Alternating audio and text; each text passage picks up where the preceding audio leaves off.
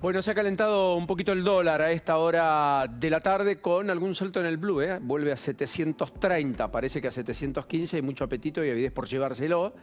A 730 parece encontrar un punto de equilibrio, a 750 parece caro en principio. 685 el MEP, con una dolarización de cartera muy importante. 685, valor récord, casi en los 700, el dólar que se consigue por parte de personas u instituciones comprando bonos locales y depositándolos, dejándolos en cuentas comitentes en dólares en la Argentina. 685, casi 700. Y 730 el blue. Pegó un salto de 15 pesos en minutos. Tiene que ver con finalmente el viernes, tiene que ver con la aceleración de la dinámica inflacionaria. Bueno, yo creo que ahí está la explicación más importante. ¿Cuánto podrá el gobierno anclar el tipo de cambio y las expectativas con una inflación de 2 dígitos por mes y con una percepción de que además todo el proceso tiende a acelerarse, no a frenarse, independientemente de las ideas de congelamiento que el gobierno expresa, dice, anuncia y no necesariamente concreta en todos los casos? Y ese es el enigma central de la economía por hoy. Creo que cuando hoy, tras el 12,4, que es esta imagen del último mes, 12,4 en agosto de inflación mensual promedio, con alimentos corriendo arriba del 15% mensual y en algunas regiones hasta arriba del 18 y 19%, por tanto depositando a muchos argentinos, como contábamos en la apertura, por debajo de la línea de indigencia e inclusive subsumiéndonos en la pobreza.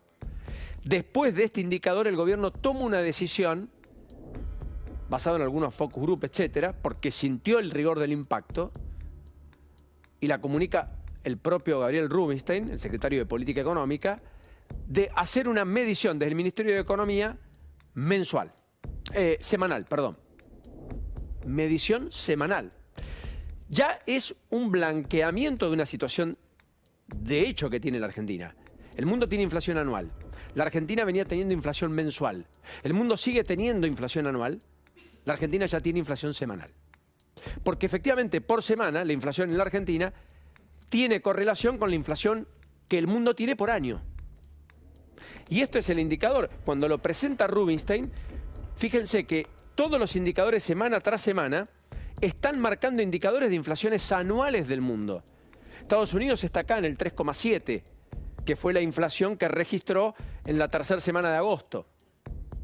La cuarta semana de agosto en realidad. La tercera, post-elecciones, fue el pico, casi 5% en una semana, que en realidad es un promedio, insistimos. Hubo precios que saltaron el 15 y hasta el 20. El traspaso a precios fue muy rápido de esa devaluación de 22% en el mercado oficial, que devaluó 30% el paralelo, que estaba en 600 y lo llevó a 780.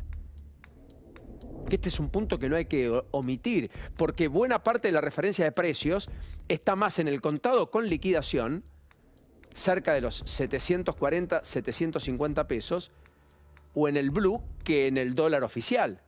A 3.50 ese dólar al que no se consiguen importaciones por parte de aquellos que quieren comprar insumos para vender en la Argentina, o para producir un bien final que después incluso hasta exportan desde la Argentina. O sea que yo creo que acá hay una especie de sinceramiento, explicita un estado de cosas, retroalimenta la inercia en la que Argentina entró de una inflación acelerándose, con una espiralización que el mundo no tiene, pese a que tiene desafíos el mundo en términos inflacionarios, por eso suben las tasas de interés, de ninguna manera está en estos niveles, pero ya ni siquiera anuales, no ya mensuales. Miren las comparativas, 2 números para indicar solo un estado de cosas, que creo que es el que el gobierno termina validando en las últimas horas. La primera comparación es la inflación en la región del último mes, donde Argentina explota con el 12,4, con una región que tiene inflación por debajo del 1% mensual. Colombia 0,7, Venezuela 13,6, es la única que nos supera. Ecuador 0,5, Perú 0,4, Brasil 0,23, Paraguay deflación 0,2, deflación, Bolivia 0,4, Chile 0,1, Uruguay 0,17%. Todo eso fue el último mes, en toda la región. La Argentina, 12,4%. Miren este cuadro comparativo por gobierno. La inercia del aumento inflacionario. Impacta, ¿eh? ¿Verdad? El verde es la curva de Néstor Kirchner.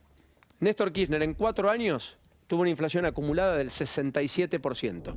4 años donde hubo rara avis, superávit gemelos, fiscal y comercial.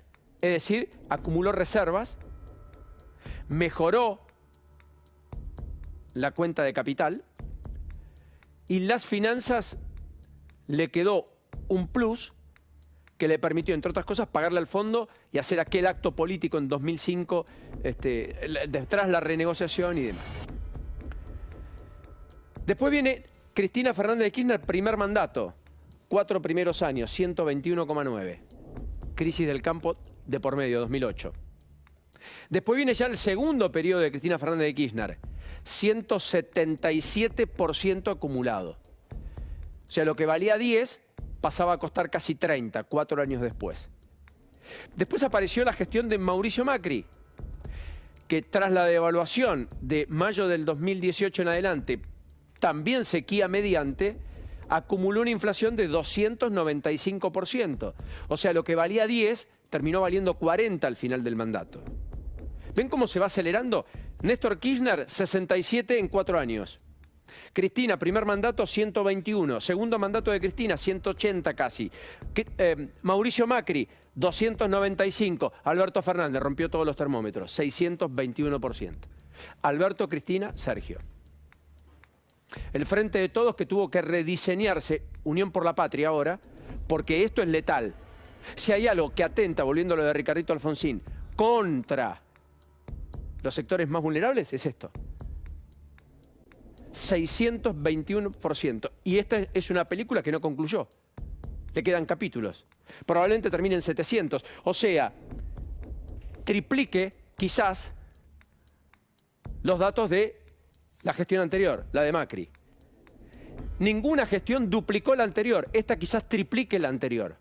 Aunque la inercia siempre es al alza. Impacta.